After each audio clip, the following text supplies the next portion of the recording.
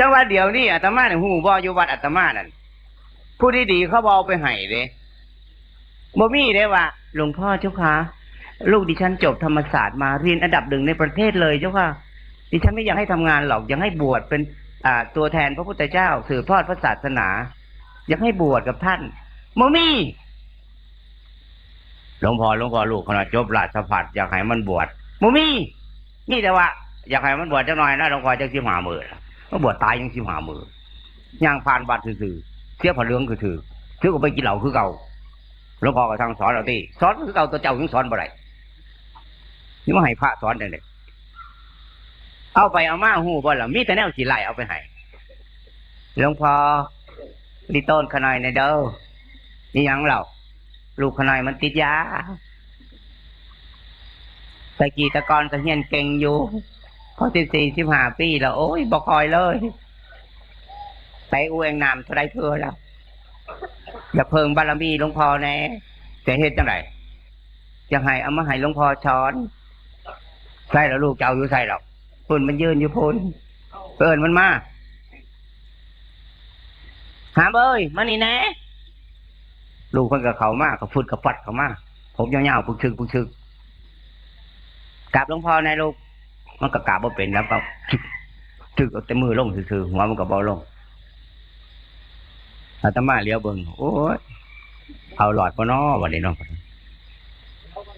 จักปีเหรอถาม16 ปี16 ปีบ่นาเป็นยังไงจังบาทขี่มอเตอร์ไซค์ลงครับมันเมาเราหลวงพ่อไปกับหมู่สลบ2 คืนเลยเขาหน่อยว่ามันตายเขาหน่อยไปเฝ้าอยู่โรงพยาบาลให้ว่าฉันว่ามันสิตายบริตนแม่บอกที่ต้นอยู่ครับที่ต้นแม่ไปยังจะไปกินเหล้าก็ยังว่าสังคมครับเนี่ยไม่ป้อนสมบอกแม่เคยป้อนลูกสมบอกลูกละกินข้าวบ่แซ่บกินเหล้าเนาะจะเป็กลูกเนาะจังสิกินข้าวแซ่บแม่ว่าสมบอกก็บ่ได้ว่าแล้วครับแต่ก็ไปกับหมู่ก็ชินหมู่บ่ได้ครับนี่เอ้าหลวงพ่อถามแน่อยู่ในท้องแม่จักเดือน9 เดือนครับเสียค่าเช่าบอกบ่ได้เสียครับฮู้บ่ว่าแม่หนักส่ำใด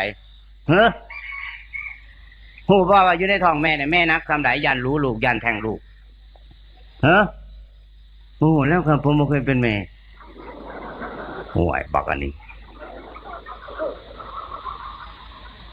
มันก็แม่นความมันที่มันบ่เคยเป็นแม่ก็แม่นความมันอยากฮู้ว่าแม่หนักบ่หนักนั่นเอาบักพร้าวเด้อหน่วยใหญ่ๆมามัดเด้อบักพร้าวอ่อนนั่นแล้วก็ใส่ศีลเบิ่งจังสิฮู้ว่าแม่หนักส่ำใดผมบ่กล้าใส่เด้อนะเขาสิว่าผมเป็นบ่โอ้ยตายแล้วเด้อบาดเอาลูกพี่บ้ามาให้เอาให้หลวงพ่อถามแน่ระหว่างแม่กับหมู่นี่กับพ่อกับแม่นี่กับหมู่นี่ฮักไผหลายกว่ากันฮักทอกันครับสิไปฮักทอกันจังได๋หมู่มันบ่ได้เลี้ยงมันก็เลี้ยงอยู่มันเลี้ยงเราโอ้ยเว้ยมันก็แม่นความมันหมู่เลี้ยงเรา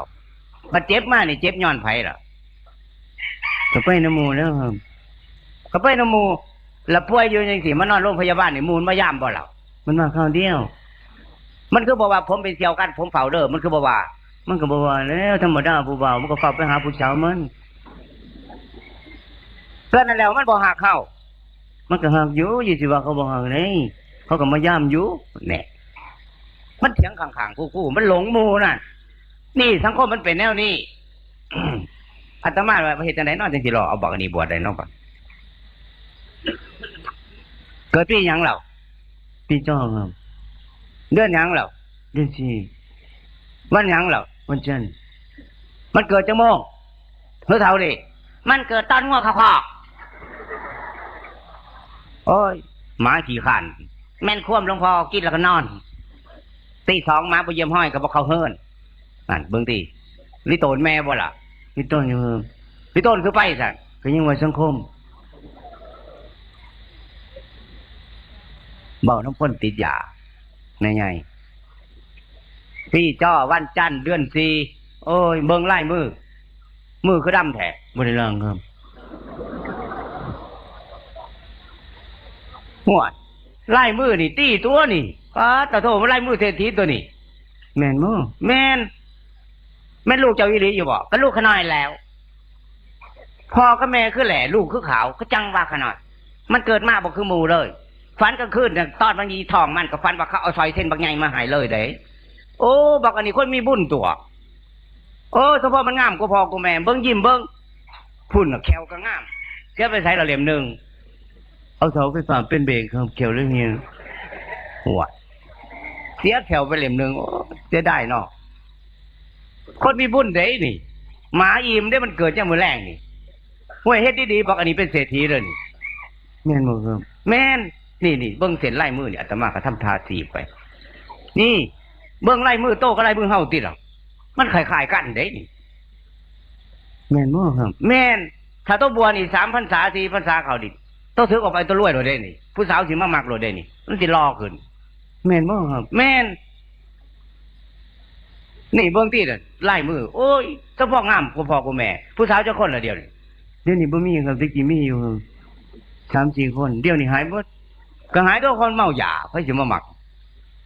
เอ้ยแต่งตัวดีๆเลยนี่มันหุ่นนายแบบเลยนี่เอาบวชซะลูกผมถามหมู่ก่อนครับว่าสิไปถามหมู่จังได๋ก็หมู่กันนี่นะมันถิ่มกันบ่ได้ไหนก็หลวงพ่อบ่เคยมีหมู่ห่วยเป็นหยังสิบ่มีหมู่หลวงพ่อก็เป็นหมู่มีหมู่วัยรุ่นมาคือกันหลวงพ่อก็เป็นเด็กน้อยมาคือกันก็บ่ได้ถิ่มพ่อถิ่มแม่เด้ก็มีแต่เอาพ่อเอาแม่เด้โตก็เบิ่งติน่ะอยู่บ้านอันนี้มีแต่คนบวชนั่นน่ะผู้นั้นบวชแต่บวชได้3 พรรษามีโลดมีลงสีเห็นบ่แม่นอยู่ครับนั่นน่ะบอกพ่อบอกอันนั้นเห็นบ่มีโลดมีลงสีเห็นบ่น่ะเขาบวช3 พรรษาแม่นอยู่ครับแล้วก็อีกผู้นึงนั่นพ่อแม่แบ่งมรดกให้หลายกว่าหมู่แล้วลักหนีมาบวชนำกันลักหนีมาเดี๋ยวนี้ไปไสใครบวชล่ะครับก็นั่นที่บุญบวชเขาบ่มีสิว่าบุญบวชบ่มีเด้ลูกเจ้านั้นบารมีหลายเอาคือแต่ว่าหมาเกิดจังมื้อแรงมันอิ่มเด้บ่แม่นธรรมดาเด้เบิ่งกระจกที่ล่ะรอก็พ่อก็แม่บ่ผมก็สงสัยอยู่ครับบ่สงสัยหรอกลูกบวชเลยเอาอีหลีบ่ครับอีหลีนั่นน่ะให้ผมถามทุกหมู่ซะเป็นยังไงครับบ่ต้องถามหรอกเฮาซ้อมมึงโหลดบวชเข้ามาปั๊บถามหมู่หาเข้ามาต้องมาโหลดมันสิฮ้อนมาฝากโหลดถ้าเป็นเสี่ยวกันอีหลีถ้ามันทางอีหลีถ้ามันทางอีเหลนมันบ่มาใกล้หรอกพิสูจน์หมู่เลยเนาะบวชมื้อนี้ล่ะมื้อนี้มื้อดีเอาปานนั้นบ่ครับเอาเลยเอามื้อนี้ล่ะเอาก็เอาครับเอาแม่ไปเก็บดอกไม้ไว้ไปเก็บดอกพุธมาเด้อหาครูโดยเดินพ่อมันมาเมียเพิ่งออกไปพ่อมึงเอ้ยมาพี่แน่พ่อเพิ่งกับพ่อโวเขามาเมียเพิ่งกับฝ่าไปเก็บดอกพูดพ่อเพิ่งเขามากับกราบจึกคือกันกับลูกดีใจอยู่บ่ลูกสิบวชแม่นอีลีมบอกอีลีตัวมันสิบวชโตสิบวชดีๆบ่หำบ่นิดๆเนอะเพราะมันคือดีแท้โอ้ยย่อมือทุกซอกเลยจะมันพอดีใจแห้งเลยอย่าได้ยินคำนี้มาเฮิงแล้วอันใดก็สร้างไปเถอะหัวสวนไห้หน้าจะได้ก็เป็นของลูกอยู่แล้วบวชให้พ่อดีใจในลูกหลานชาถูกเลยจะเป็นดีใจให้ปลอกเมียเก็บดอกไม้มาพอดีหาครูเอาจานนี่ไปเอาเทียนไปหาครูเอาพิมพ์ให้เฮ็ดจะได้หลวงพ่อเอาว่างหาละเอาพ่อกับแม่นั่งเฮียงกันนั่งติดกันเลยติดเราที่ไปนั่งห่างนั่งคือแต่งงานใหม่นั่นนั่งเฮียงกันเอาลูกหันหน้าไปคุกเข่ากับแม่ก็กราบแม่เอาหัวลงในที่เราผู้มีบุญคือโตไม่ต้องเอาหัวลง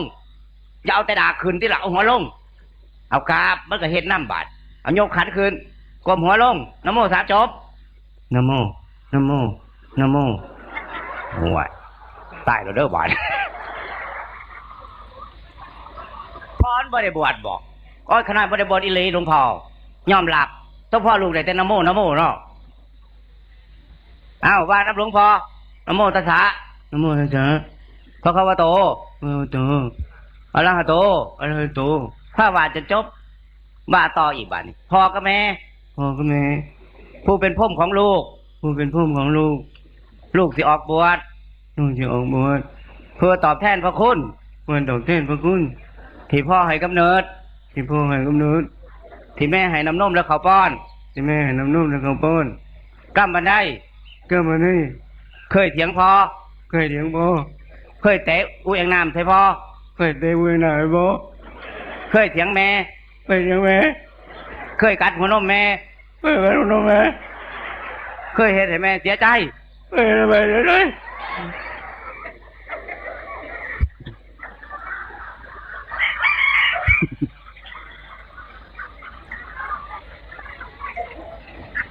ำบันไดก็เลยที่ลูกได้กระทำที่ลูกได้กระทำ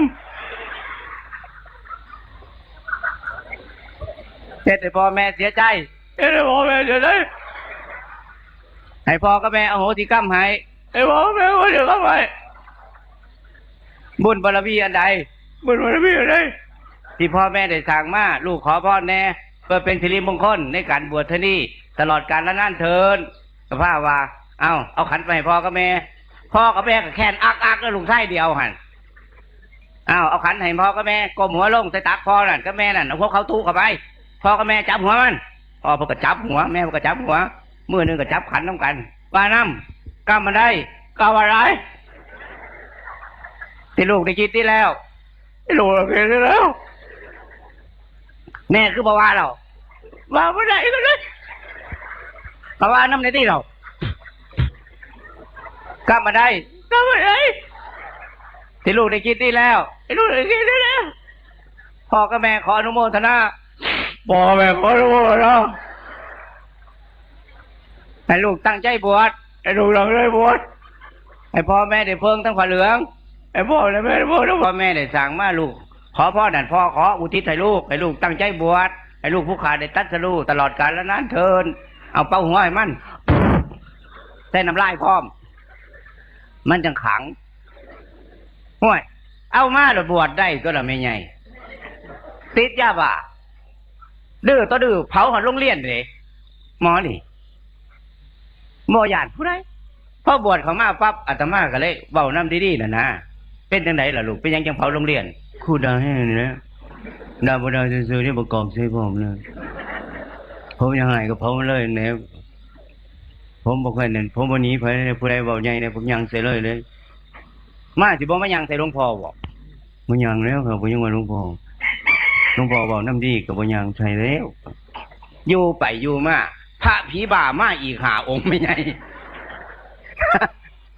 มีแต่สักไล่นักเลงทั้งนั้นใต้เราเรื่องกูบาดแต่ฟ้าดีๆกับอะไรน้องเขานั่นอะไรแต่ฟ้าผีบ่าเน้นผีบ่าใต้เราเรื่องบาดนี่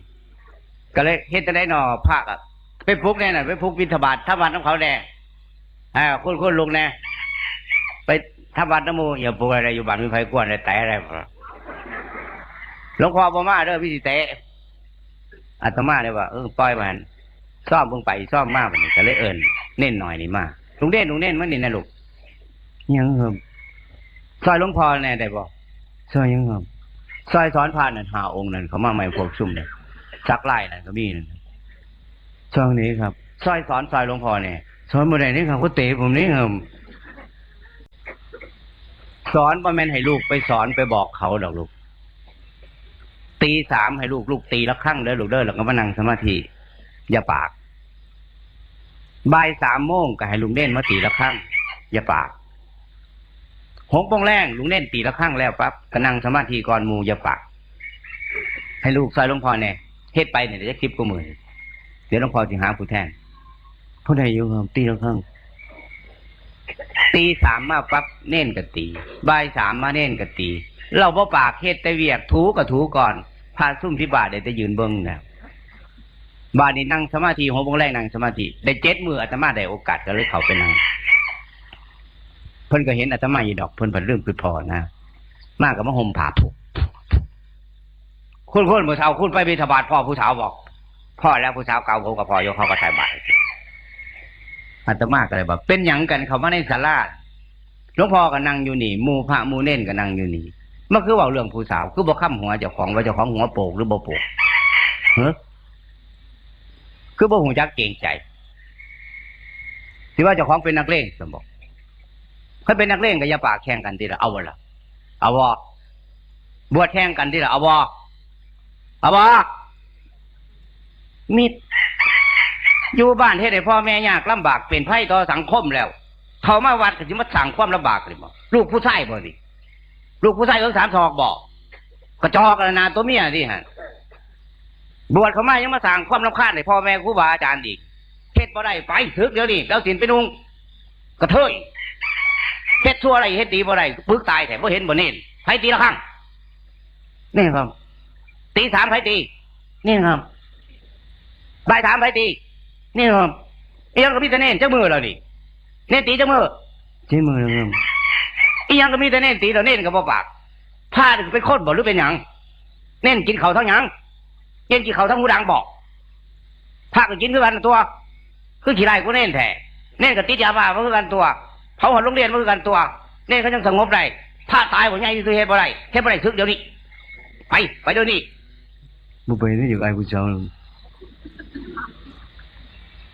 บวชเขาว่าอยากอายที่เดี๋ยวยันไทยบ้านปะน้ำได้โอกาสเท่ากับลุกเลยนะหายพอหายมาปั๊บเน้นเขาภาษาพอดีเน้นกันเลยว่าหลวงพ่อครับผมอธิษฐานโมปากเรื่อง3 เดือนสันตกบาทอีกสันตกบาทก็ให้ไปบิณฑบาตบ้านอยากเน้นแล้วก็เหตุที่ละให้จุดประกายให้เป็นตัวอย่างหนามยอกหนามบ่งเน้นหน่อยแล้วก็เหตุไปบิณฑบาตมือแรกก็ได้แต่กล้วยก็ปลาทูเข้มแต่ยังแน่เราลูกก็เปิดเบื้องบาทเพิ่นเอ้ยดีเราลูกได้กล้วยกับปลาทูเข้มย่างจงกรมเลิศนั่งสมาธิดูๆเด้อแล้วก็สวดมงคลก่อนนอนมื้อได้ลาบโลดเน้นแล้วก็ย่างจงกรมแล้วก็สวดดีโสมังวะลังสมมาตุมุโตหังสหัสแล้วก็ใส่ของเราอยู่ผู้เดียวมื้ออื่นมาไปบิณฑบาตเปิดเบิ่งเพิ่นเห็นบ่ได้ลาบอีหลีเบิ่งที่เราพระใหญ่สิตายสู่เน้นก็บ่ได้โอ้คือเฮ็ดได้บ่พระเหลียวเบิ่งพระเบิ่งไปเบิ่งมาได้4-5 มื้อหลวงพ่อผมก็อธิษฐานบ่ปากคือกันแล้วครับผมก็สิสันตกบาทคือกันเอาไปเอามาพระผีบาซุ่มนั่นอธิษฐานบ่ปากคือกันไม่ไงอาตมาหวางวาบเลยวัดอาตมามิตรภาคกึกเข้าพรรษามาบิณฑบาตสันตกบาทบ่สันน้ำปนาอีกใบ4 โมงครึ่งตีละครั้งสันน้ำปนาเหลืออยู่แค่3 องค์นอกนั้นบ่สันมีแต่พระติจบาเบิดบ่สันบางองค์อดเข่าวาดเฮ็ดน้ำจิตน้ำใจเจ้าของเฮ็ดซัวมาแล้วเฮ็ดดีบ่ได้มันใจเจ้าของอยู่บ่กัดหัวนมแม่มาจักเถื่อแม่เลี้ยงมามันจักปีทุกทรมานจักปีอยู่ในท้องจักปีตั้งแต่หน่อยเท่าใหญ่ได้ตอบแทนบุญคุณเพิ่นหยังแน่สักสินให้เพิ่นจักเถื่อบ่เคยสักเลยครับให้เพิ่นเสียใจจักเถื่อนำบ่ทั่วครับบวชจังซี่เป็นหยังที่เฮ็ดบ่ได้ตอบแทนบุญคุณเพิ่นบ่ได้บ่5 ปีก็บ่คุ้มค่าน้ำนมเพิ่นเด้อห่วยพระซุ่มหมู่นั้นเข้าไปเบิ่งติล่ะหลวงพ่อก็เฮ็ดมาคือกันสู้มาคือกันบ่แม่นหลวงพ่อบ่อยากถึกก็ยังถึกคือกันหลวงพ่อก็เป็นนักร้องหาภาษาพุ่นก็ฮู้อยู่ยังบวชได้หลวงพ่อก็คนคือกันตัวหลวงพ่อเมียนเมามาเลยมันขึ้นฮอดผู้สาวไม่ให้มันกินเขา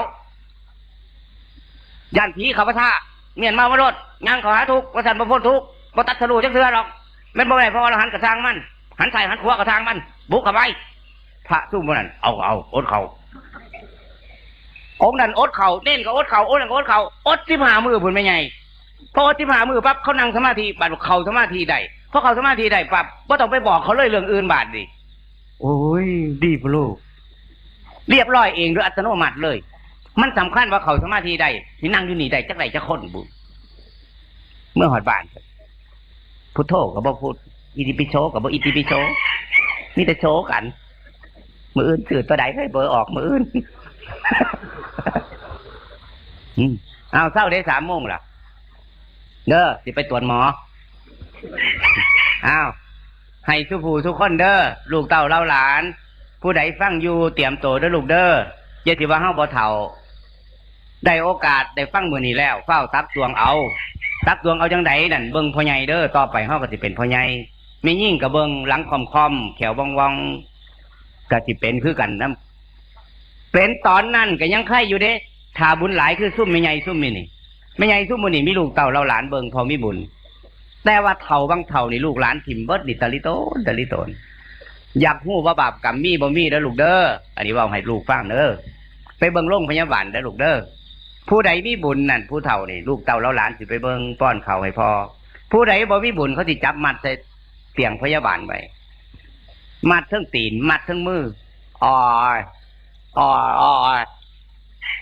พยาบาลปล่อยแก่แล้วอ้อยเป็นหยังเราขี่2 ชั่วโมงแล้วอ้อยมันมวนบ่เอานอนใจกี่เอาฝากเฮ็ดเอาได้ลูกเด้อบุญอยู่ไสบุญก็คือละบาปบุญอยู่ไสอยู่เฮือนก็ได้บุญบ่ได้เฮ็ดน้ำพ่อน้ำแม่